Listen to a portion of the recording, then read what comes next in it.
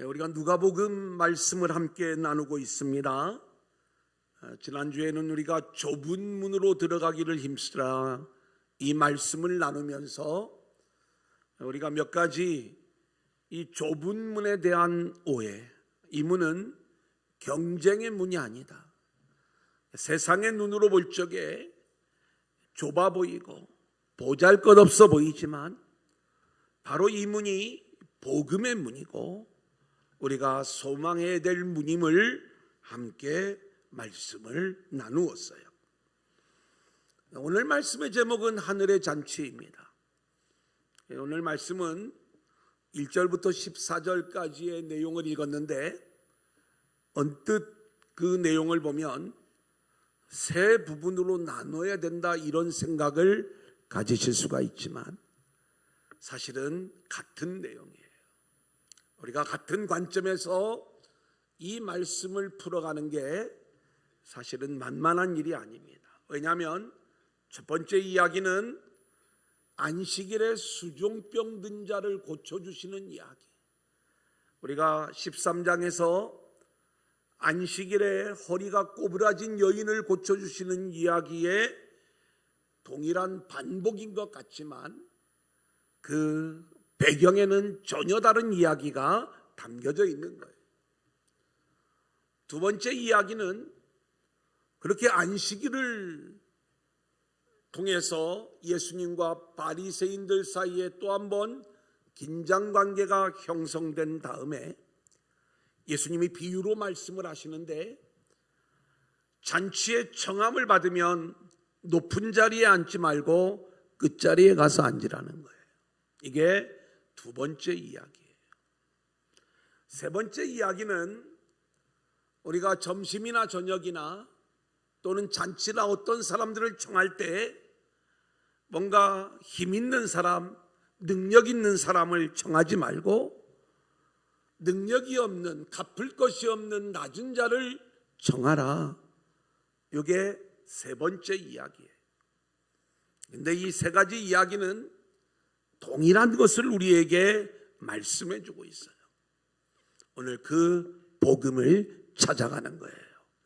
저와 여러분 모두가 함께 은혜 받는 귀한 시간들이 될 수 있기를 소원합니다. 아멘. 우리 한번 따라해 볼까요? 낮은 자로 여기라. 낮은 자로 여기라. 1절 2절 같이 보겠습니다. 시작. 안식일에 예수께서 한 바리새인 지도자의 집에 떡 잡수시러 들어가시니 그들이 엿보고 있더라. 주의 앞에 수종병 든 한 사람이 있는지라.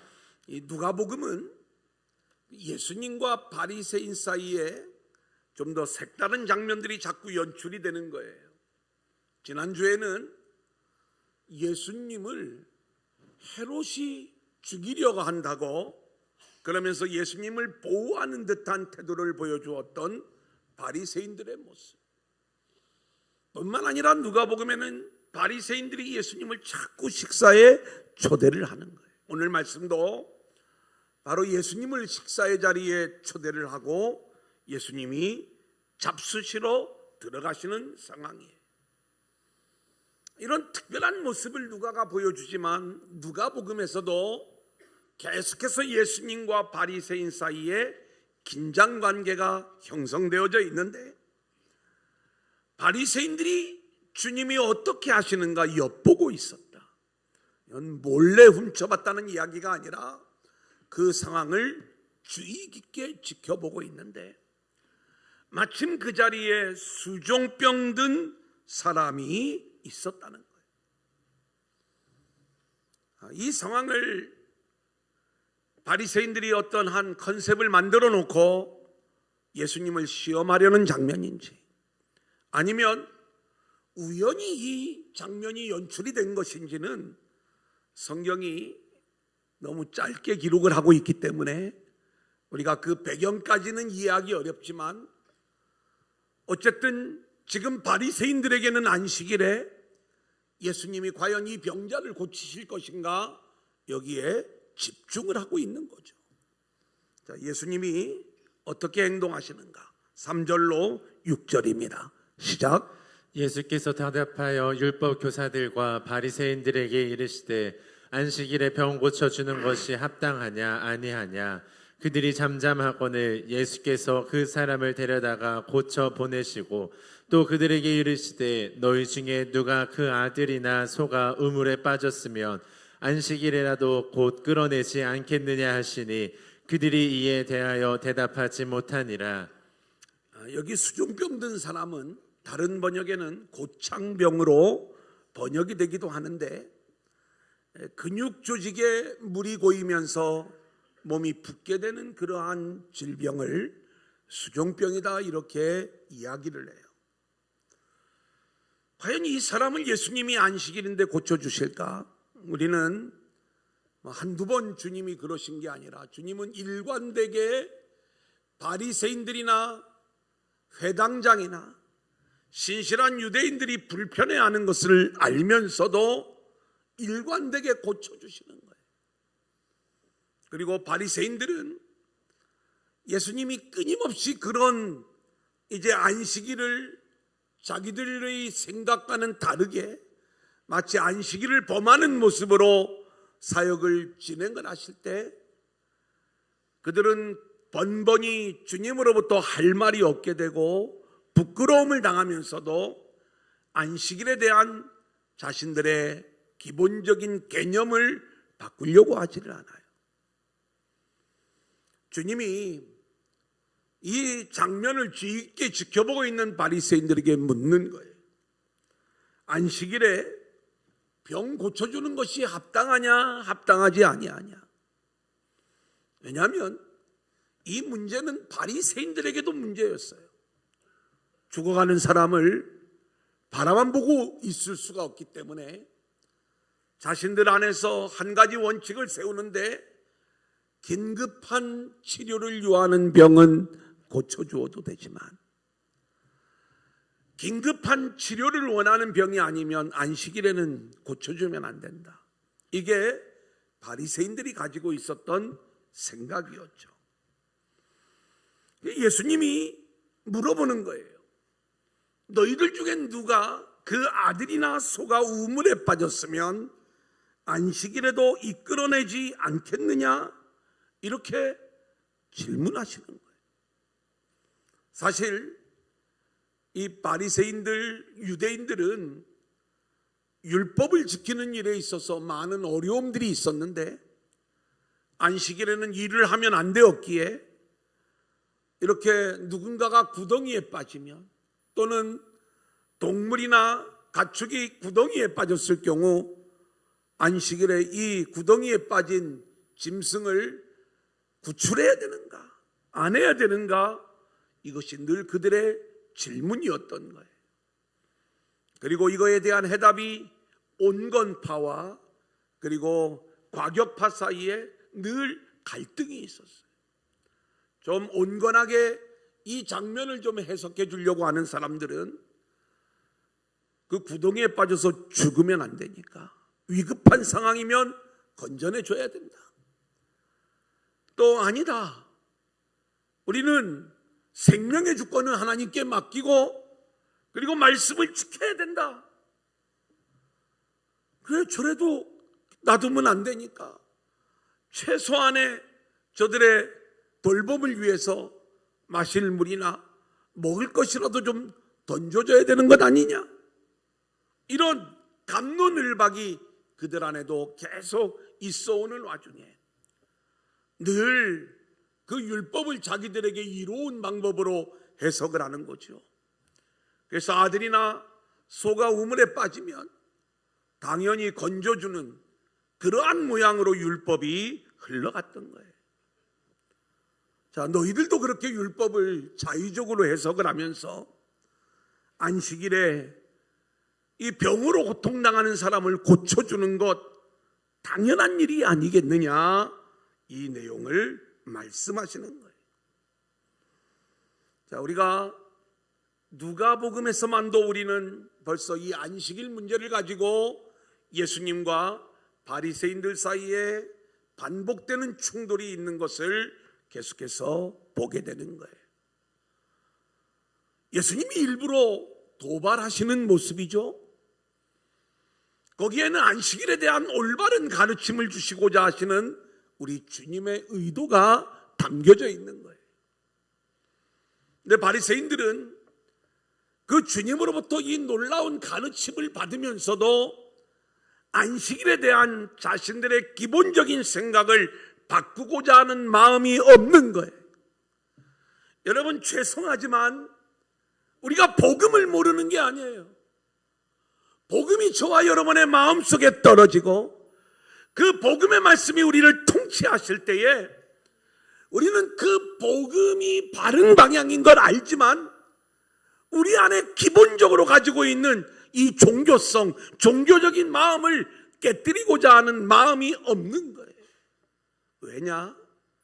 바리새인들은요, 지금까지 그들은 전통적으로 지켜오던 이 안식일법을 잘 지켜왔어요. 그리고 인정을 받는 거예요. 신실한 신앙인으로.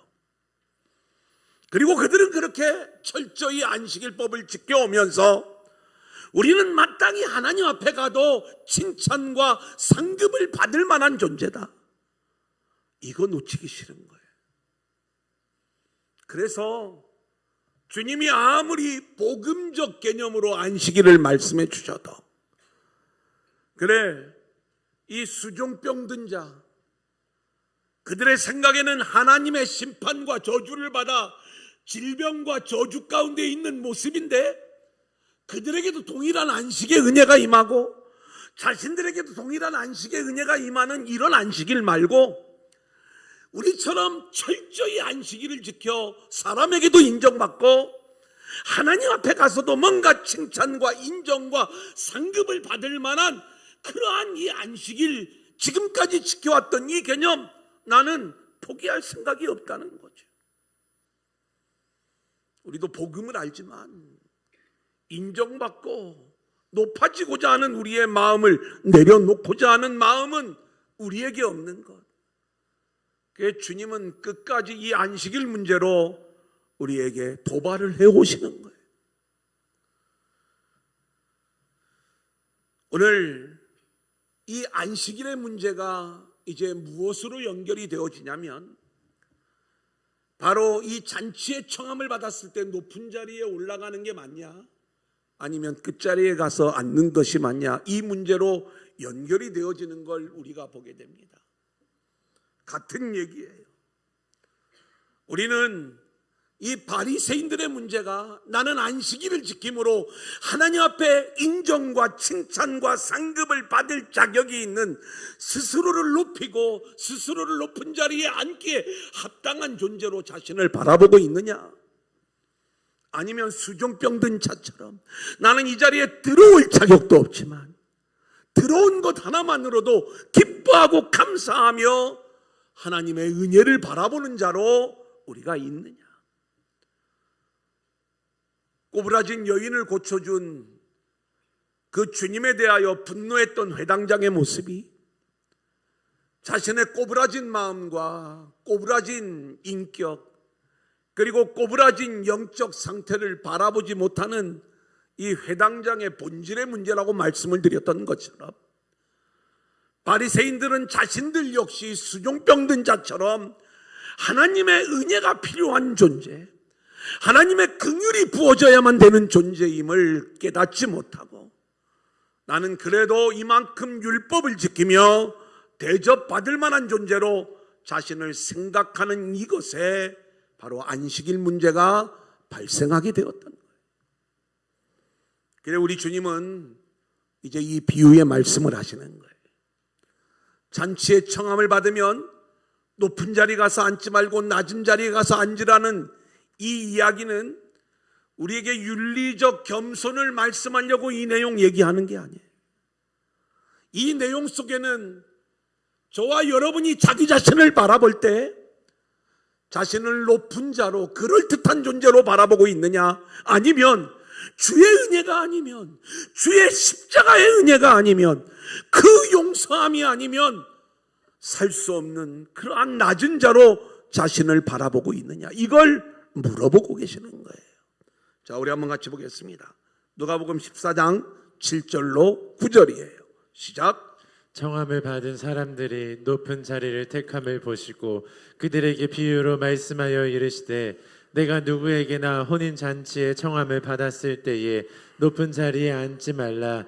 그렇지 않으면 너보다 더 높은 사람이 청함을 받은 경우에 너와 그를 청한 자가 와서 너더러 이 사람에게 자리를 내주라 하리니 그때에 내가 부끄러워 끝자리로 가게 되리라. 저는 이 비유의 말씀을 이렇게 읽을 때 급 공감하는 게 많아요. 왜냐하면 이렇게 이제 제가 신분이 목회자다 보니까 어디 가서 이제 의자에 앉을 기회가 많습니다. 순서를 자꾸 맡겨주니까 이제 가면은 이렇게 이제 앉아야 될 의자들이 있는데 제가 높은 자리에 가서 앉아야 되는지 어디 가서 앉아야 되는지를 이렇게 올라가는 사람을 쳐다봐요. 이 사람은 나보다 좀 앞에 앉아야 될 것 같고 이 사람보다는 내가 좀 더 높은 자리에 앉아야 될 것 같고 이제 자리가 7자리가 있는데 제가 보니까 한 서열이 한 3번째, 4번째쯤 되면 조금 예의 겸손을 갖추어서 한 5번째, 6번째쯤 가서 앉아요. 그러면 아유 빨리 올라가서 이쪽 가서 앉으라. 그게 막 서로 또 권하고 이게 이제 미덕인 줄 알고 우리가 오늘 이 말씀을 바라볼 때 어떤 지혜로운 이 초청자들은요 이런 고민을 하지 않도록 의자의 뒤에 이름을 딱 적어놨어. 너무 감사하더라 진짜. 근데 오늘 말씀은 그런 얘기가 아니에요. 그러니까 너 높은 자리에 있다가 네 자리 여기 아니야 저 밑에 가서 앉아 이러면 너 망신당하고 부끄러움 당하는 것 아니니. 그러니까 처음에 끝자리에 앉았다가 이렇게 올려주면 너가 영광 받는 거야. 이런 어떤 윤리적인 겸손과 도덕을 우리에게 가르쳐주는 말씀이 아니라는 거죠. 오늘 이 말씀의 배경 속에는 과연 자기 자신을 우리는 어떤 존재로 바라보고 있느냐. 특별히 우리가 계속 말씀을 나누고 있는 것이 당신의 인생의 주인은 하나님입니까? 아니면 자기 자신이 자기 인생의 주인입니까? 이것을 물어보는 이야기가 계속 반복되어 진행되어져 오고 있는 말씀인 것인데 하나님이 주인인 인생은 자신이 얼마나 연약하고 자격 없고 무가치한 존재인가를 아는 거예요. 하지만 자기가 자기 인생의 주인인 사람은요 늘 자신을 높은 자리에 두는 거예요. 오늘 주님은 이 비유의 말씀을 통해서 또 이 안식일 논쟁을 통해서 너는 너 자신을 하나님의 은혜와 긍휼이 부어져야 될 무가치하고 연약한 존재로 보고 있느냐, 아니면 뭔가 너 자신이 높은 자리를 차지할 만한 그러한 높은 존재로 너 자신을 바라보고 있느냐, 이것을 묻고 계신 거예요. 그러면서 우리에게 하시는 말씀이 끝자리에 앉으라 말씀하시죠. 10절 11절 우리 한번 같이 보겠습니다. 시작. 청함을 받았을 때에 차라리 가서 끝자리에 앉으라. 그러면 너를 청한 자가 와서 너더러 벗으어 올라앉으라 하리니 그때에야 함께 앉은 모든 사람 앞에서 영광이 있으리라.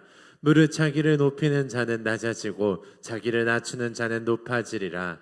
여러분, 이 잔치를 이야기할 때 혼인잔치로 이 비유를 말씀을 하시는데, 그렇다면 이 잔치에서 진짜로 영광을 받아야 될 존재는 신랑과 신부인 거예요. 그리고 이 잔치집의 주인인 거예요. 근데 거기에서 우리가 자기 영광을 위하여 또 자기 영광을 드러내는 자리로 그 잔치에 참여하는 자들은 이 잔치에 어울리지 않고 오히려 부끄러움을 당할 존재임을 보여주고 있는 거죠. 그러면서 끝자리로 내려가라. 자리를 정해주는 그 권한은 이 잔치집 주인에게 있는 것인데, 나는 이 잔치의 초청과 부름을 받은 것만으로도 감사합니다.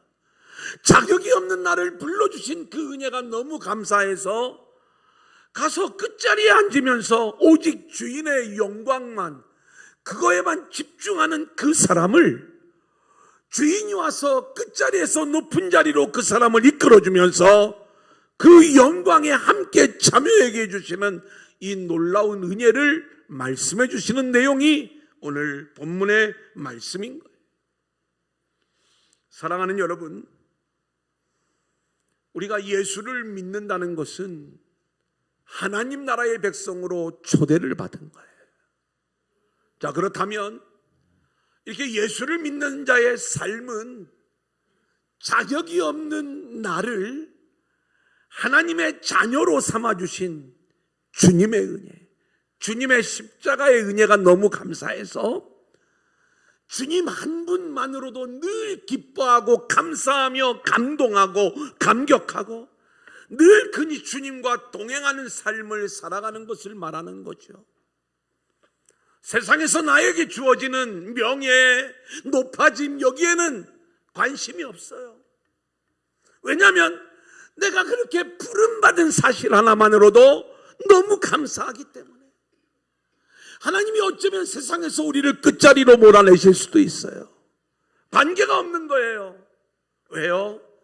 나는 부름을 받을 자격조차 없었는데 그런 나를 불러주신 것만으로도 너무 감사하고, 내가 주님의 자녀가 됐다는 이 사실 하나만으로도 너무 감동이고 감격이어서 결국 그 하나님의 은혜에 감사하며 나를 낮추시든 나를 가난하게 하시든 때로는 나를 부하게 하시든 어떤 자리로 나를 이끌어 가시든 우리는 늘 주님의 은혜에 감사하는 자가 되는 거죠. 아멘. 그리고 오직 주님의 영광에만 집중하는 거예요. 그때 주님은 그 영광을 기꺼이 우리에게 부어주시면서 우리를 그 끝자리에서 높은 자리로 인도해 주시는 줄로 믿습니다. 아멘. 이 비유의 말씀인 거예요. 그래서 우리는 언제나 우리 자신을 낮은 자로 여기면서 자기 영광이 아닌 하나님의 영광을 드러내고자 할 때 하나님께서 기꺼이 저와 여러분을 영광스러운 존재로 세워주시는 줄로 믿습니다. 아멘. 자, 두 번째 우리 한번 따라합니다. 낮은 자를 청하라. 낮은 자를 청하라. 12절 같이 볼까요? 시작. 또 자기를 청한 자에게 이르시되 내가 점심이나 저녁이나 베풀거든 벗이나 형제나 친척이나 부한 이웃을 청하지 말라. 두렵건대 그 사람들이 너를 도로 청하여 내게 갚음이 될까 하노라. 저는 이 말씀을 또 대할 때마다 우리는 항상 최고의 어떤 윤리적 모습을 여기서 찾으려고 할 때가 많습니다. 누군가를 청할 때, 우리가 청첩을 내거나 부고를 낼 때 우리가 올만한 사람에게 청첩을 하는 것 아니겠습니까? 그래서 벗이나 형제나 친척이나 부한 이웃에게 청첩을 내는 건 이 세상의 원리로 보면 당연한 거예요. 여기 부한 이웃이라고 하는 것은 단순히 물질이 많아서 부한 이웃이 아니라 뭔가 그 자리를 빛내줄 만한 사람을 이야기하는 거예요. 근데 오히려 이런 자들을 청하지 말고 오히려 갚을 것이 없는 자들을 청하라, 이렇게 말씀을 하시는데 사실 우리의 삶은 이게 잘 되지를 않아요.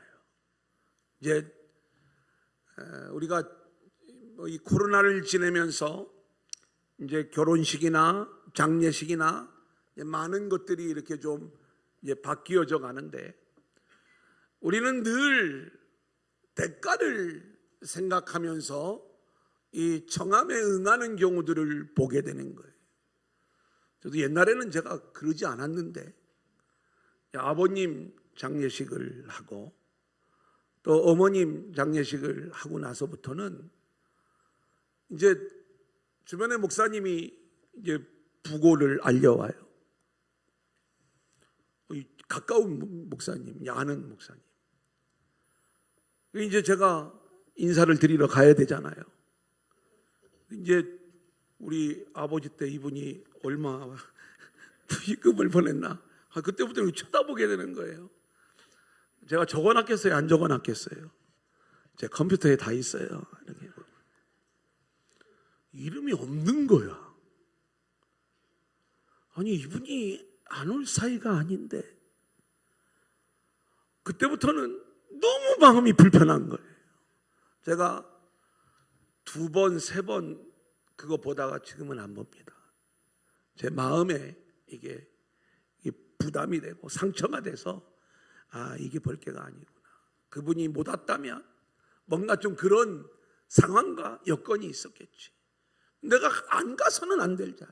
물론 지금은 뭐 우리가 이제 코로나 때 이렇게 그냥 부의금을 보내는 것으로 인사할 때가 많이 있지만 그런 거죠.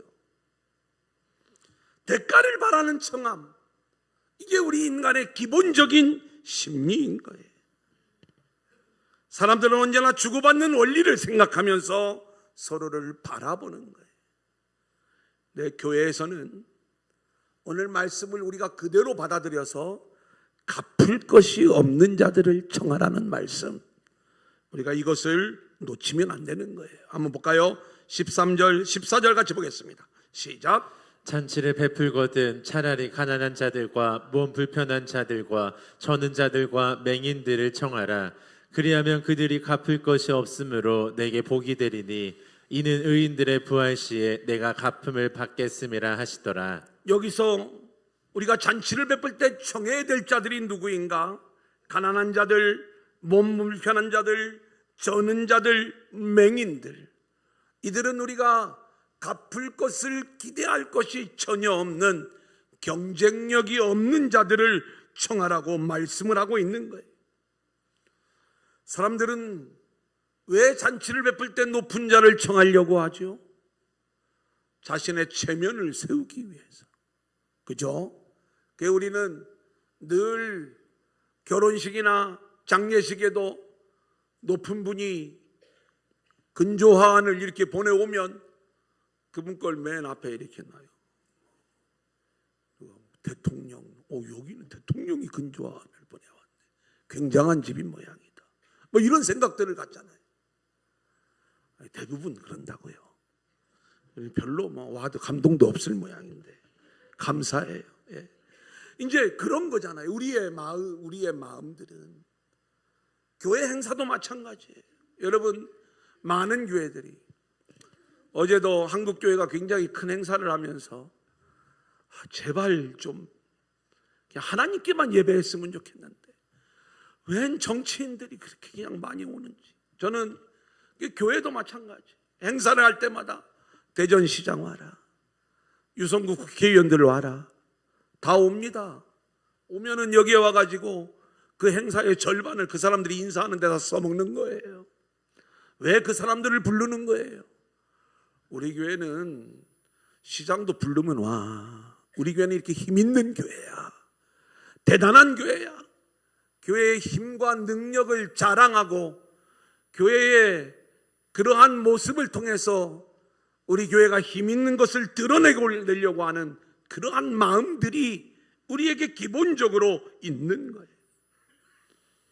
지금 갚을 것이 없는 낮은 자를 청하라는 말씀 속에서 우리가 기본적으로 가져야 될 것이 있어요. 요즘은 그래도 많은 분들이 이렇게 좀 깨어 있으셔서 연말이나 또 어려운 이웃, 소외된 이웃들을 초청을 해서 여러 행사들을 진행하는 것들을 보게 돼요. 우리는 정말 교회 행사를 할 때 높은 사람 안 부르고 정말 어려운 이웃들을 초청을 해서 여러 가지 일들을 하겠다.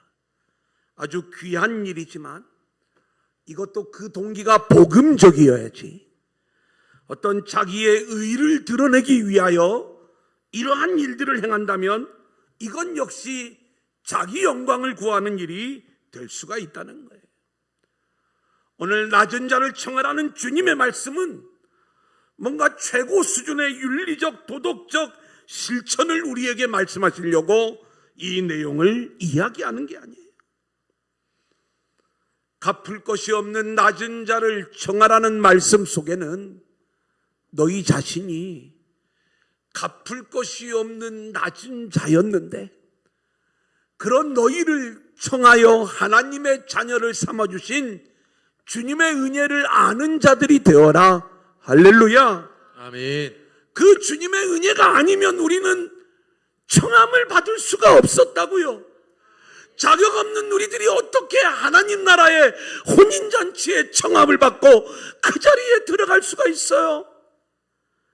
근데 갚을 것 없는 우리들을 청하여 주신 주님의 은혜를 너희가 알고 있다면 너희도 갚을 것 없는 자들을 청하는 것, 이게 복음적 신앙의 사람이야. 우리 성경을 볼까요? 고린도전서 1장 27절 28절 말씀이에요. 시작. 그러나 하나님께서 세상에 미련한 것들을 택하사 지혜 있는 자들을 부끄럽게 하려 하시고 세상에 악한 것들을 택하사 강한 것들을 부끄럽게 하려 하시며 하나님께서 세상에 천한 것들과 멸시받는 것들과 없는 것들을 택하사 있는 것들을 폐하려 하시나니. 아멘.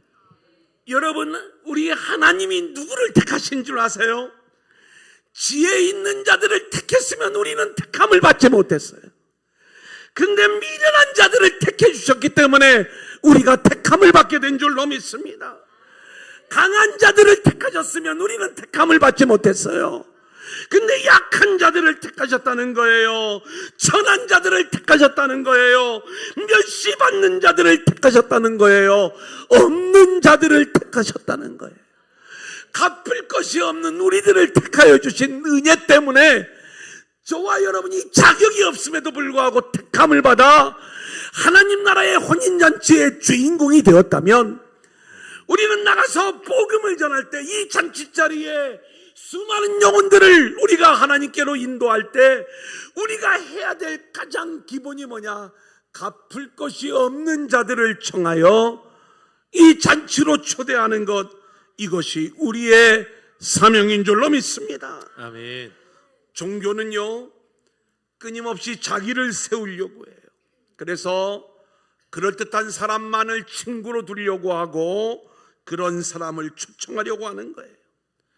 하지만 복음은 자신의 자격 없음을 알기에 오히려 가난하고 자격 없는 자들을 청하는 것인데, 그때에 하나님께서 은혜로 그 모습을 보고 우리에게 갚아 주신다는 거예요.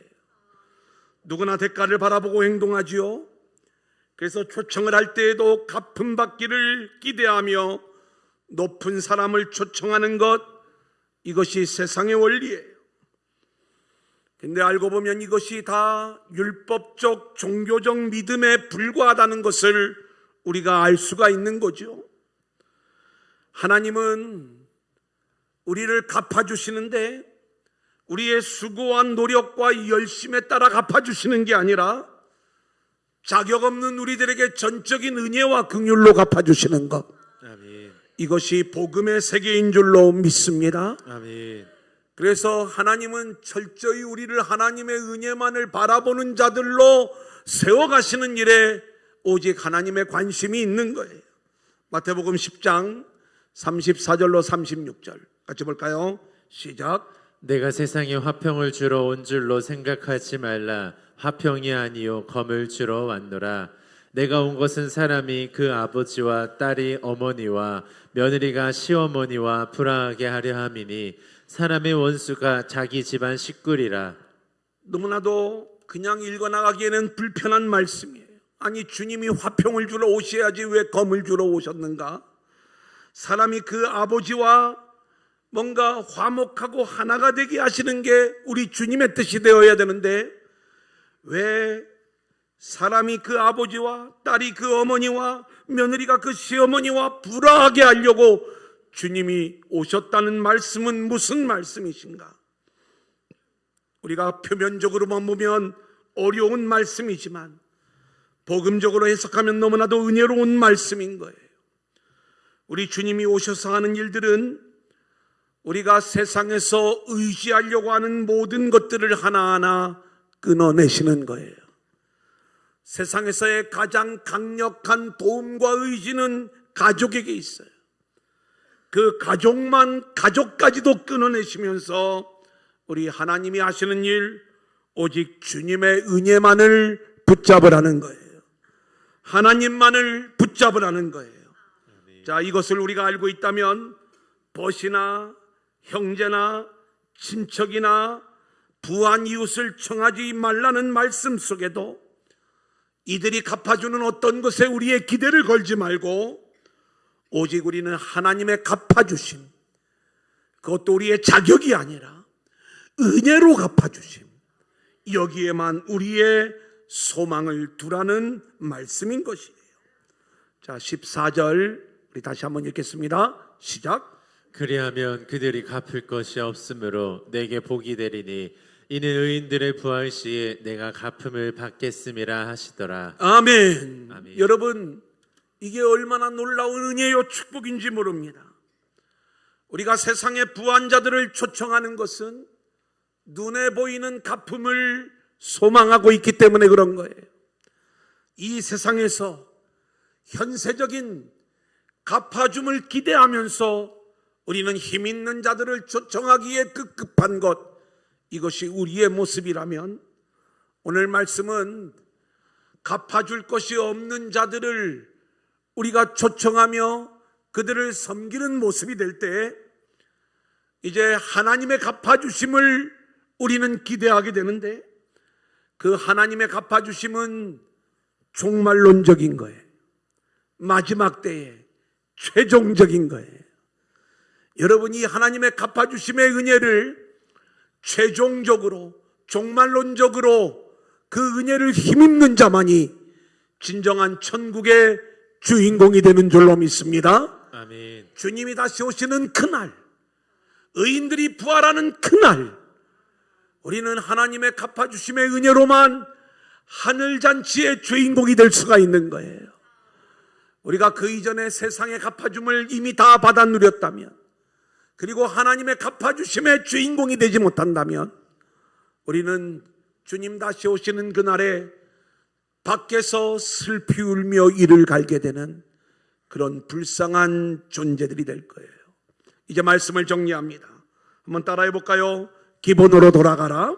기본으로 돌아가라. 오늘 말씀을 통해 우리가 돌아가야 될 기본은 무엇인가? 먼저 우리는 자신을 낮은 자로 여길 수 있어야 돼요. 오늘 안식일 이야기, 높은 자리에 앉지 말고 끝자리로 가라는 이야기, 낮은 자를 청하라는 이야기는 동일한 이야기예요. 자신을 낮은 자로 여겨라.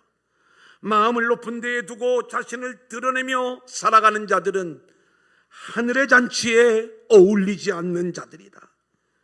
자신을 낮은 자로 여기며 자격 없는 자신을 천치에 청하여 주인 사실만으로도 감사하고 감동하며 하나님의 영광을 드러내는 자가 되라 말씀하시는 거예요.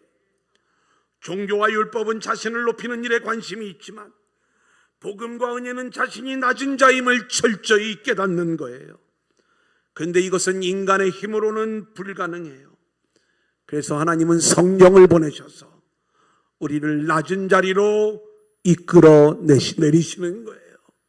그때 우리는 자신을 낮은 자로 고백하면서 주의 영광을 드러내게 될 때 주님이 저와 여러분을 주의 영광의 자리로 다시 이끌어 주시는 줄로 믿습니다. 아멘. 다음으로 우리는 갚을 것이 없는 낮은 자를 청하고 낮은 자를 섬기는 자들이 되어야 할 줄로 믿습니다. 이것은 우리들 역시 갚을 것이 없는 자들이기에 세상이나 사람에게서 어떤 보상을 찾을 것이 아니라 오직 하나님의 은혜의 모든 것을 걸어야 되는 거예요.